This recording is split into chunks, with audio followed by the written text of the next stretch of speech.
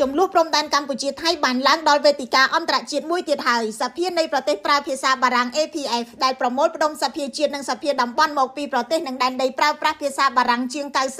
នៅទូទាំងពិភពលោកបានចេញសេចក្តីសម្រេចពិសេសមួយស្តីពីបូរណភាពទឹកដីរបស់កម្ពុជាដោយជំរុញឲ្យភាគីចំនួនគោរពអធិបតេយ្យភាពដកកងកម្លាំងចេញពីតំបន់ចំនួននិងបញ្ឈប់សកម្មភាពឯកតោភាគីដែលអាចបង្កឲ្យមានភាពតានតឹងតាមព្រំដែនកាន់តែធ្ងន់ធ្ងរសេចក្តីសម្រេចនេះត្រូវបានអនុម័តក្នុងកិច្ចប្រជុំរបស់ APF នៅប្រទេសកាមេរូនកាលពីថ្ងៃទី10និងទី11ខែកក្កដាឆ្នាំ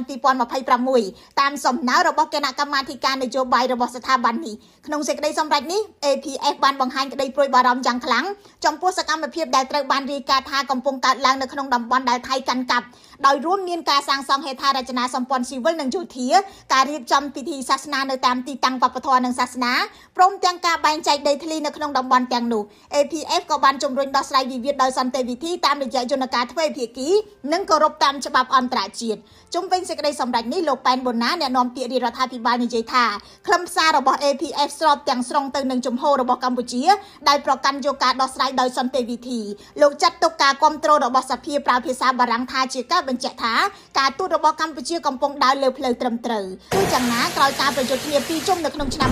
2025កងកម្លាំងថៃបន្តកាន់កាប់ទីតាំងជាច្រើនកន្លែងនៅក្នុងខេត្តព្រះវិហារឧត្តរមានជ័យបន្ទាយមានជ័យនិងពោធិ៍សាត់ដោយទីតាំងខ្លះបានចូលជ្រៅទៅក្នុងទឹកដីកម្ពុជារហូតដល់2គីឡូម៉ែត្រគិតត្រឹមថ្ងៃទី12ខែកក្កដាឆ្នាំ2026កម្ពុជាបានតវ៉ា45លើកទៅកាន់ភាគីថៃពាក់ព័ន្ធទៅនឹងសកម្មភាពឯកតោភាគីរំលោភអធិបតេយ្យភាពរបស់កម្ពុជាក្នុងសេចក្តីសម្រេចថ្មី APF បានសង្កត់ធ្ងន់ថាទំនាក់ទំនងកម្ពុជាថៃអាចវិលត្រឡប់ទៅរកភាពប្រក្រតីវិញលុះត្រាតែមានការគោរពពេញលេញចំពោះអធិបតេយ្យភាពបូរណភាពទឹកដីនិងការកំណត់ព្រំដែនស្របទៅតាមឯកសារនិងក្របខ័ណ្ឌច្បាប់អន្តរជាតិភាគីថៃមិនទាន់ឆ្លើយតបសេចក្តីសម្រេចរបស់សភាប្រើភាសាបារាំងនៅឡើយគិតត្រឹមម៉ោងចេញផ្សាយខ្ញុំរស់សុធាពី News Today NTTV